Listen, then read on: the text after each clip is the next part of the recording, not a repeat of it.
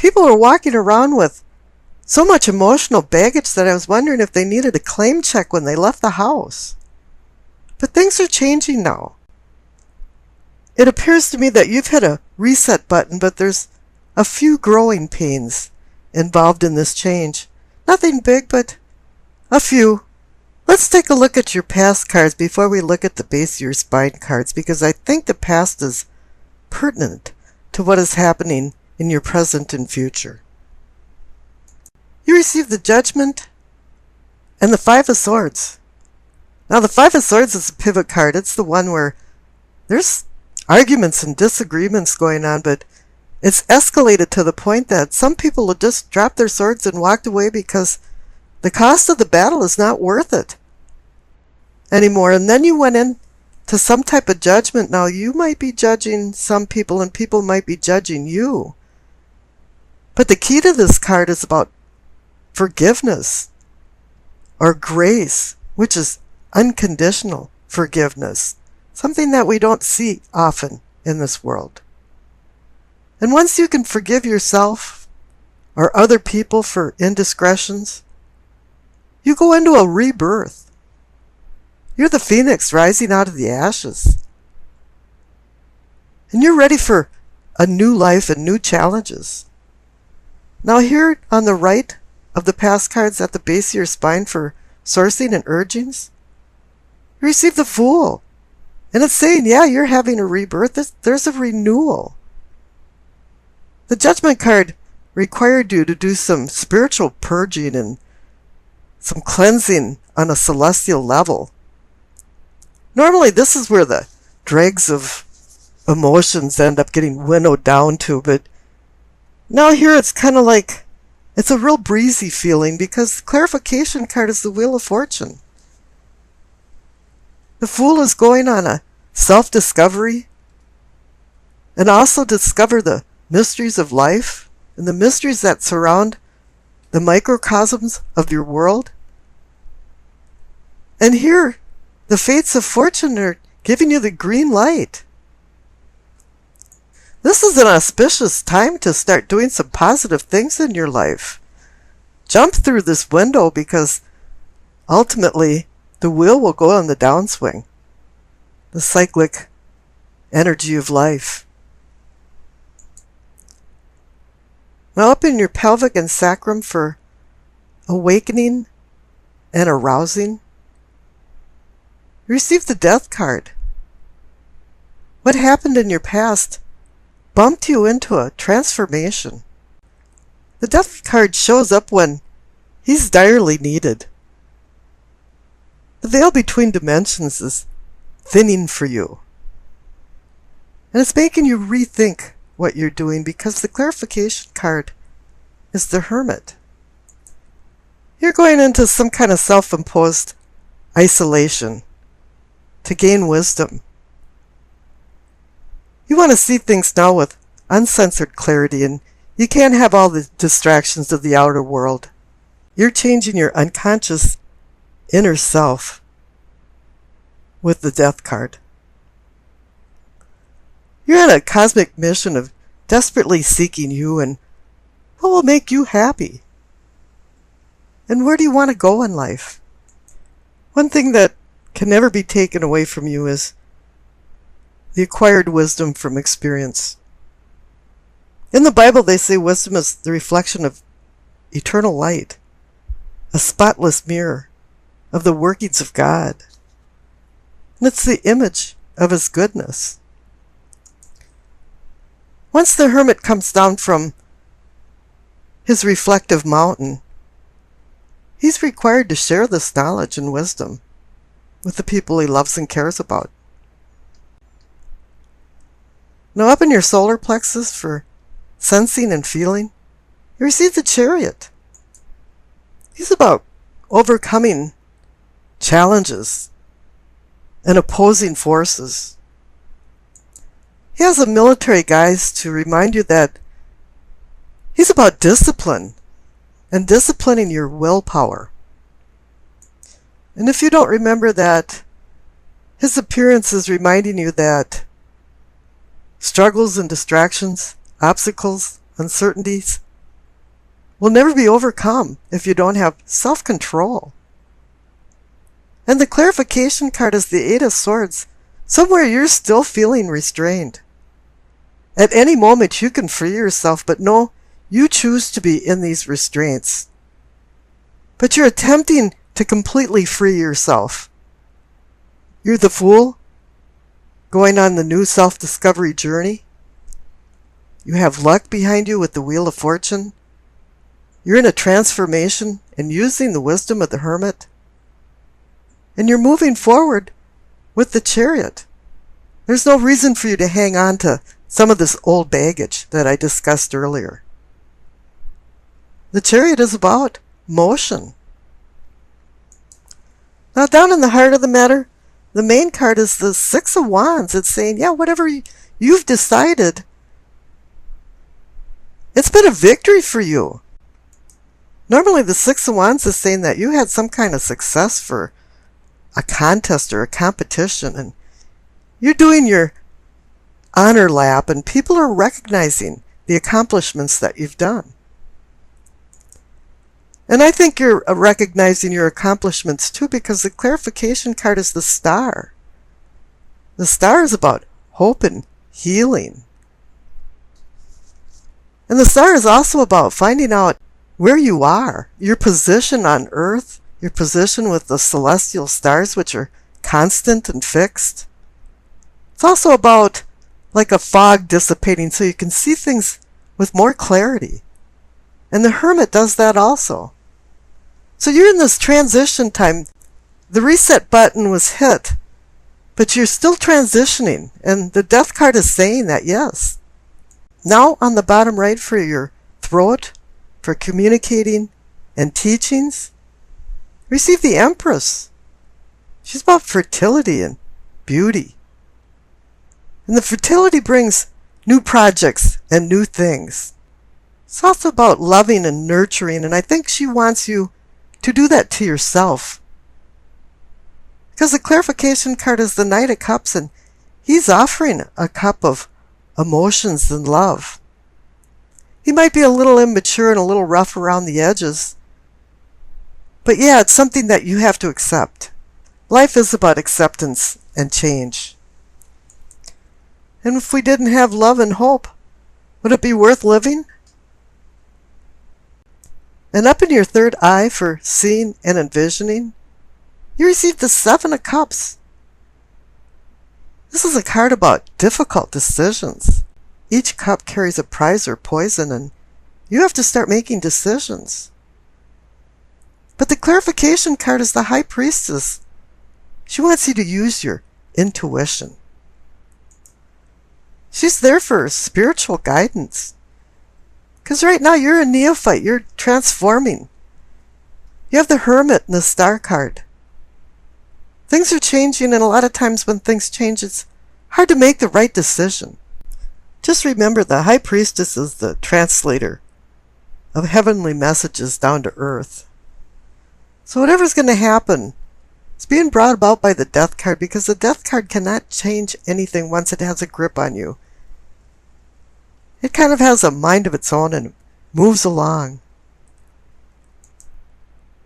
But one thing you have to do is you have to be like the Hermit and be very quiet so you can hear the subtle messages coming from the High Priestess. Because up in your crown, for knowing and understanding, there's some problems there. You receive the Lover's card. Wow, that's great. You think, yeah, it is. The Lover's card is about decisions. It's about making a decision between vice and virtue. And you have the Seven of Cups under it, saying, yeah, it's time to make a decision. To really have to use your intuition while you're doing this. Intellect is fine. Reason, logic, always have to be there, but don't dispense with, don't dispel, and be distracted not to think that there's always cosmic messages coming to you.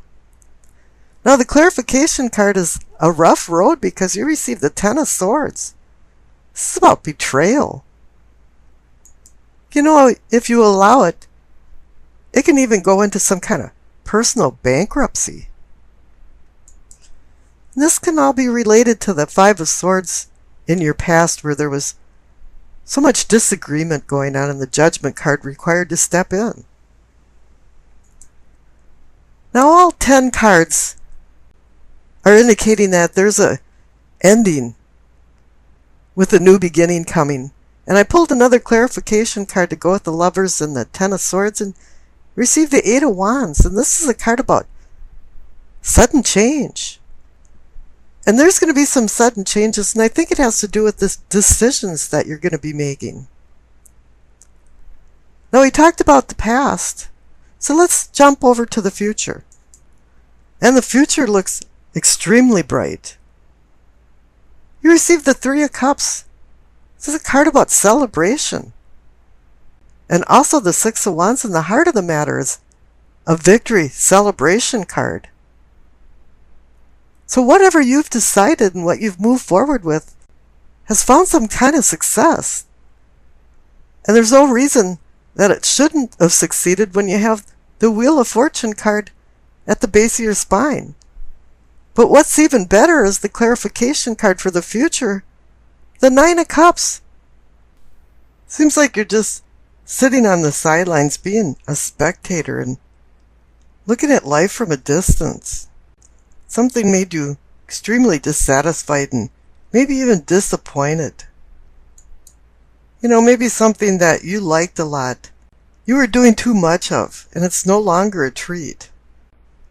And you haven't been appreciating things lately, and you've been taking some things for granted. You haven't been counting your blessings. Or no longer do you want the so-called blessings anymore.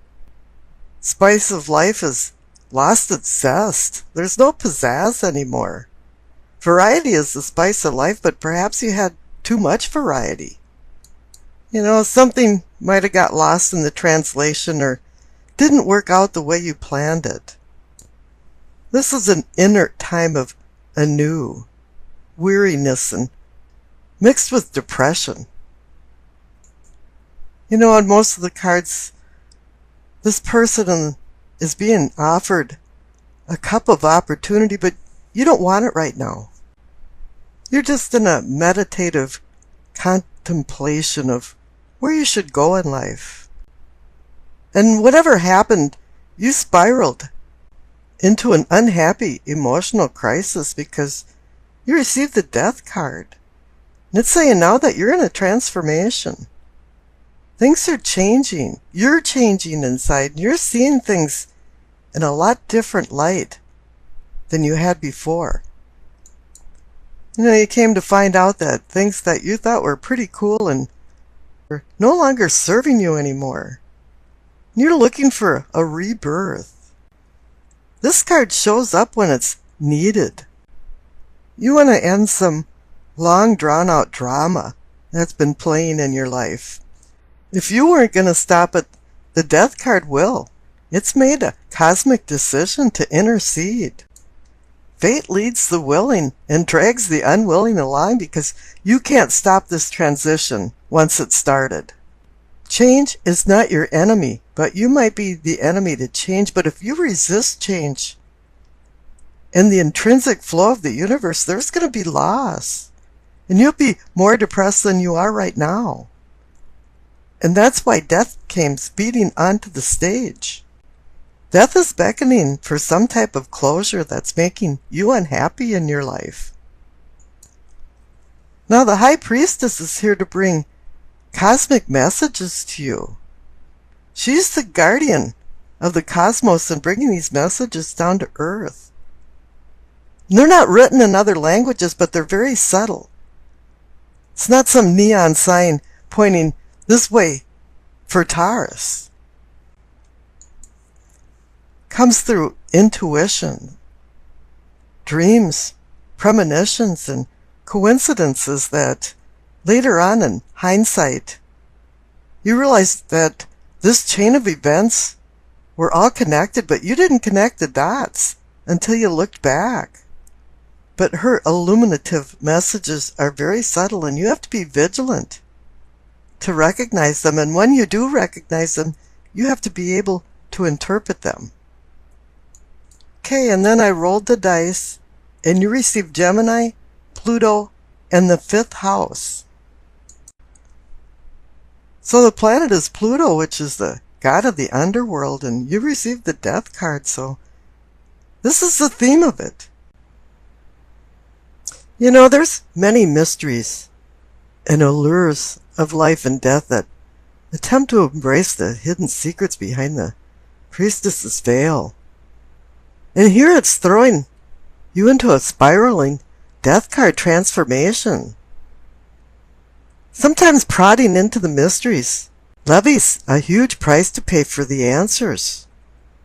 This reading isn't about the power of life, but the power of death and darkness cast by the underworld god Pluto to the shadow self.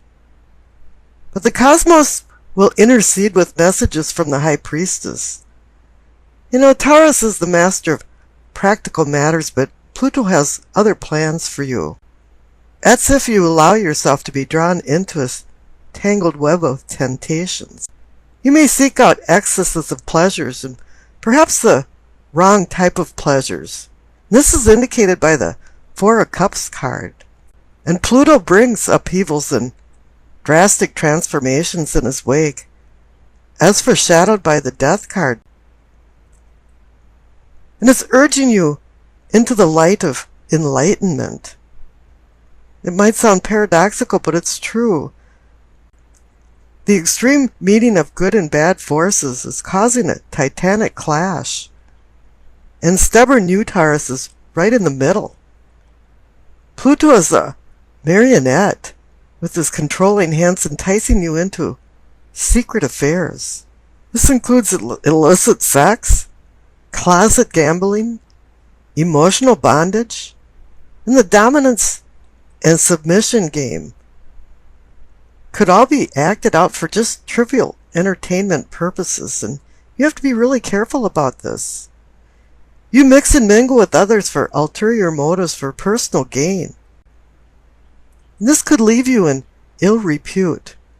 You must interpret the High Priestess's messages, because she is now the guide to expose Pluto's secrets of entrapment. And now, on a more positive note, simple solutions can reinvent complex problems. The ebb and flow of your ideas, they're coming along when you're at high tide, your own personal high tide. However, those following you in your mercurial footsteps will be confused, especially at your thoughts at any particular time. You've learned to love and you've loved to learn. And you'll explain every excruciating concept in detail if you can find a victim to listen to you. An impromptu excursion for the adventure is possible if you have the time to escape the gruel and grind of modern life. Physical exercise will assuage pent-up emotions.